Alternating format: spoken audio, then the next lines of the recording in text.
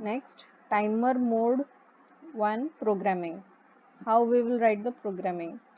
So when it is in timer 1, remember we have 16-bit counter, so it is a 16-bit timer, therefore it allows values of 000H to FFFH to be loaded into the timer's register TH and TL. These both 8-bit registers combiningly form the 16-bit registers to hold the counter value, that is from this value to this much.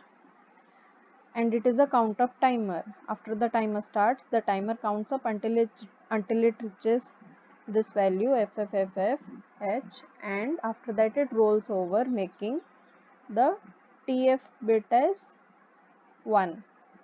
For timer 0 it is TF0, for timer 1 it is TF1. So how to write the program? First of all, load the tmod value register indicating which timer 0 or 1 is to be needed and in which timer mode 0 or 1. Since we are considering for mode 1, here mode 1 timer should be used and accordingly tmod value should be given. Load registers TL and TH with initial count values. After giving values to tmod, these registers have to be initialized. Therefore, we have to give the initial count values. Then start the timer. How to start the timer? We can start the timer by this set B TR0 or TR1. Keep monitoring the timer flag. Like we have to check if the timer flag or TF0 or TF1 is 0 or 1. If it is 1, then it has rolled over, and if it is 0, then the timer is working, is in progress. So how to check? We are checking that particular bit, TF bit. So JNB TFX target means the address to which we will jump, which is normally the same line. Means before this command target label is mentioned, so it is checking jump on not bit. Means if the bit is 0, then jump to this instruction only. Means until and unless TF value is 1, we cannot move out of the loop or move out of this statement or line. Instruction is to see if it is raised. Get out of the loop when TF becomes high. Obviously, when it will become high or 1, this condition will be false, and then we will jump to the just next statement, which is to stop the timer. How to stop the timer? By clearing the bit. Clear the TF flag. Also, we have to clear the TF flag because it was 1. Again, if we want to go to the next round of timer, means again if we want to run the timer, then the timer should start from, means TF should be 0. So for that we are clearing the TF flag because TF1 indicates the timer has to stop. So we need to clear it and then go to step 2 to load TH and TL again. Since this is time mode 1 timer, we have to reload the values on our own. So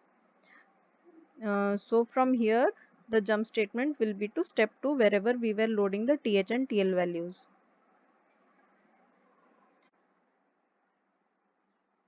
Timer mode 0 programming. Mode 0 is exactly like mode 1 except that it is a 13-bit timer instead of 16-bit. So remember we have the first 8 bits, whatever value we can give to THX register, but for the last 3 bits of the register or of TLX, they are pre-scaled to 0 or by default they are 0, and we can only set 5 bits of TLX. So if we set all the values whatever we can give, or if we will give 1 to all the 13 bits of the uh, counter or the 13 bits of the register TH and TL as 1, then it will result to 13 ones and then 3 zeros, which is the binary equivalent of this value 1FFF hexadecimal. So 13-bit counter can vary from 000H to 1FFFH. Therefore, whenever the timer reaches its maximum of 1 FFFH, it rolls over to 0000H instead of 2000H, and then TF is raised, because as whenever the rollover occurs, TF becomes high. Timer mode 2 programming. So in mode 2 it was an auto reload mode, that is the value of TH will be loaded into TL whenever TF is high or whenever rollover occurs. It is an 8-bit timer, therefore it allows only values from 00 to FFH. That is, since it is 8 bits, maximum can be 8 ones, that is FFH in hexadecimal, to be loaded into timer's register TH or TL. After TH is loaded with 8-bit value, 8051 gives a copy of it to TL. Then the timer is started by the instruction set B TRX.